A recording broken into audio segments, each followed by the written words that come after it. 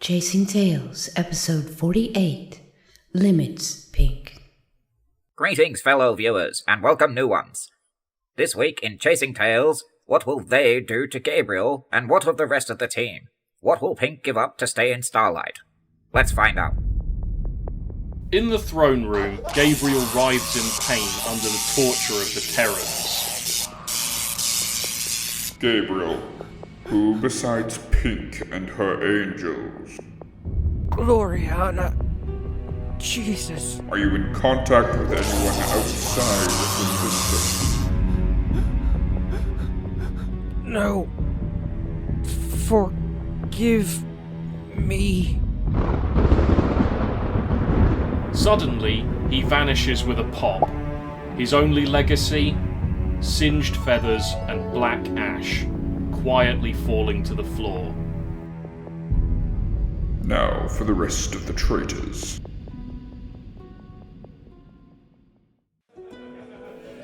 In the lodge that evening, Pink and Jack sit talking about the challenge.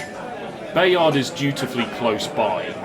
Talon and Cyric sit with them, drinking quietly. So, what are you gonna give up? I don't know. I feel giving up Tex is cheating. I'm already there. Pink squeezes Bayard's knee reassuringly. I could give you up, Jack. You and Perry could have the life that you want. Oh, no you don't. I'm not becoming an opener for nothing. Perry and I will be fine. Say, how about Bayard? Cool, eh? Who are you, my mother? What about some of your powers? I could give up some of my powers, but it would have to be a real sacrifice. The most powerful ones, maybe. Pink pulls her conscious into her body to check her logs. The most powerful ones are certain death spells. I could live without those, maybe. It isn't like I'd be out alone. I like working with my team, and it does fall in line with my character. Pink nods decisively. That's a good idea, Talon. I'll give up my death spells. I have one in each discipline. That's a show of good faith. Are you sure you want to do that? It would mean you're helpless. Not helpless. Not entirely. I won't be alone often. Once you're the opener, I can have you beside me with summoning chalk. Aislinn will never be far away, and I'll have Otto's tech. You'll have to demonstrate each spell. I know. That means 8 deaths tomorrow. I'll have to find a way around it. So it's decided. I'll give up instant death spells. Now, Firefly, all this talk of death has made me tired. Let's talk of more pleasant things. Like us. Alright, Bayard.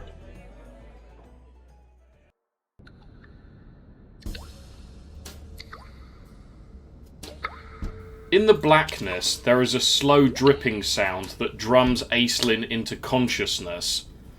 He leans up on one arm and puts his hand to his throat, feeling a containment collar. He tries to remember how he got here. How could they just snatch him off the street in heaven and no one notice? Great. Now what will we do? Who's there? I'm here, wherever it is. Aislinn, they came right to the villa to get us. Where was Quint? I don't know. They must have gotten sent too. There is a squeak in the darkness and a scream. Then the flapping of wings. Rats! Rats! I hate rats! That's the angels. Anyone else here? I'm here. That must mean that Jesus is also here.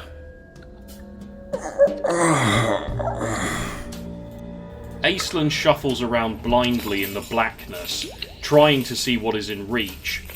The chain around his neck slithers like a metal snake in the darkness.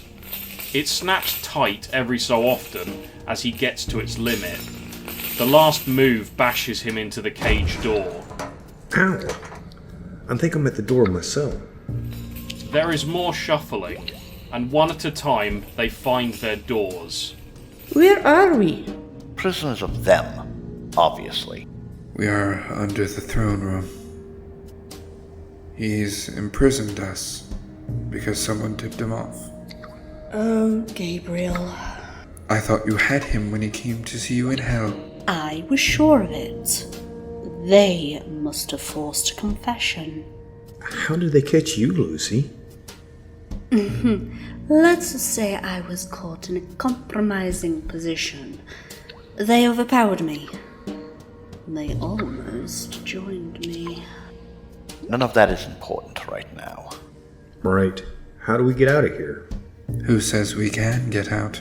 Well, darlings, I guess we'll have to conjure up a miracle.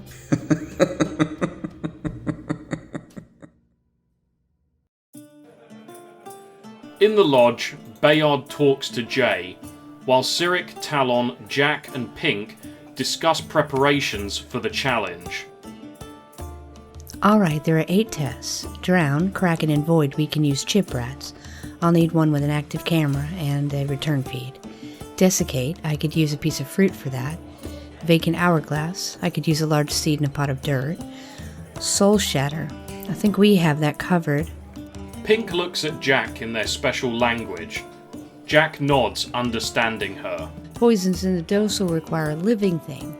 Something small like a hummingbird should work. I'll need a feeder. I hate to sacrifice it though. I think I can help you after the fact on this one. Pink nods and takes another drink. She counts for a moment, then rolls her eyes and remembers to look at her HUD.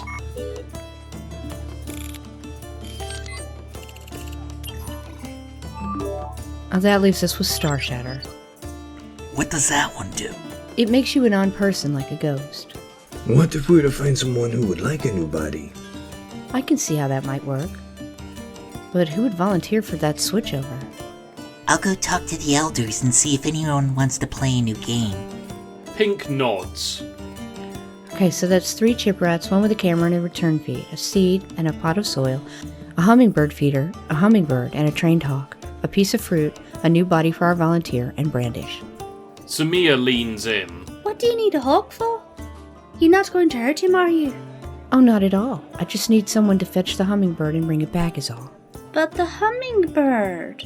Talon lays his hand on her arm reassuringly. It'll be alright. I'll be there. Samia brightens, as if the sun just peeped out from behind the clouds. Well, that's alright then. Damien likes to play games. I'll bring him along tomorrow. Come on, Tim. Time to go home. Tem sweeps her into his arms, and they wander off into the darkness. Will we have time before dawn to get a new one done? What if we don't make it? Can I do all the demonstrations but the one? You have to demonstrate them all. He'll find a way. Astral puts a pitcher of beer on the table. She focuses on Pink. They stare intently for only a moment, but it is significant. But you're level 9. You haven't chosen a discipline for that yet. Yeah, that is true. Bayard leans in. Why not just choose not take a fatal spell for a new category? Excellent idea. Would that still satisfy the challenge? Yes, I think so. How can I get hold of you once we find a volunteer? Cyric hands her the code for Tenex. There's an audio scope in my grey room. Wind it up, and it will give you the operator. She can put you through with this code. They talk about more pleasant things. Well, I guess I have to go get started. Let me know whose body we're doing, okay? Yes. Cyric leaves to fill the tech order. After some singing, Jack props Jay up to take him home. Astral and Jacob are working in the kitchen.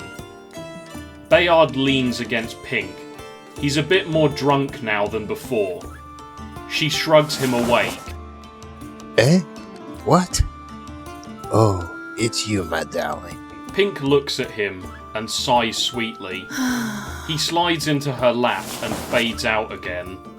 Astral, is he always this drunk?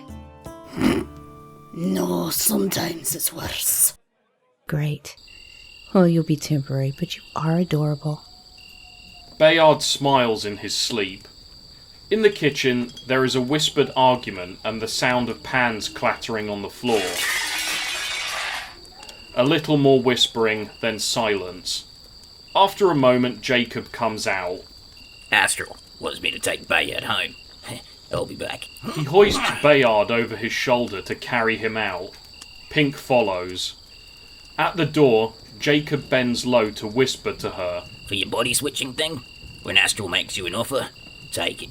She's in so much pain every day. I'll have to do most of the work. Besides, I love her, and she deserves it. Pink smiles and nods her head. Bayard squirms a little on Jacob's broad shoulders. Oi, be still, baggage. Mais ma petite fleur. The only flowers you're seeing tonight, mate, are the ones in your dreams. Pink kisses Bayard on the head. Good night, Bayard. Pink watches Jacob carry him off into the dark. She shakes her head and turns back to find Astral beside her. Oh. Did he say what I said? He told me you want a new body. It's alright. If I'm gonna be a good wife, I shouldn't let him outlive me, eh? Oh. So, more than just bodily pain. Alright. It's not difficult. I'll hit you with a spell and you'll disembody. It shouldn't hurt. Then you'll focus on the new body. Your spirit will automatically inhabit it. It may take you a couple of days of clumsiness, but you'll straighten out soon enough. It'll be soft like yours, right? Yeah, they'll only have time for the basic package.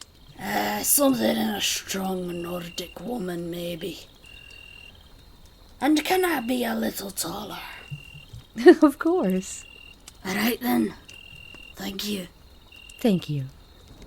Pink is almost ready for the challenge at dawn. The angels, Jesus, and Lucy have been captured. What will they do? Will it be enough to stop Pink and Jack from freeing Ald? Stay tuned for the next episode of Chasing Tales, episode 49, The Big Show. Firstly, like, share, and leave a comment. She won't give us any more stories if you don't. Secondly, let's have a hand and thank our butter makers. The Ginger Ranger narrates. Such a sweetheart. Pink plays herself and Sin, a lovely little troublemaker. Of course, I play Lucy, Samir, and Astral. What can I say? I love little group work sometimes. The Gingerbread Man plays Aislinn and Cyric. Lamented Guide plays Jack and Talon. Prony Maloney does the announcing and voices Jacob. Alamo voices Bayard. Creeper plays Otto.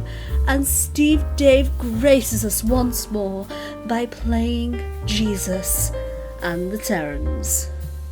All music and sound effects are sourced from YouTube. Except for the guns. Those are from Creeper.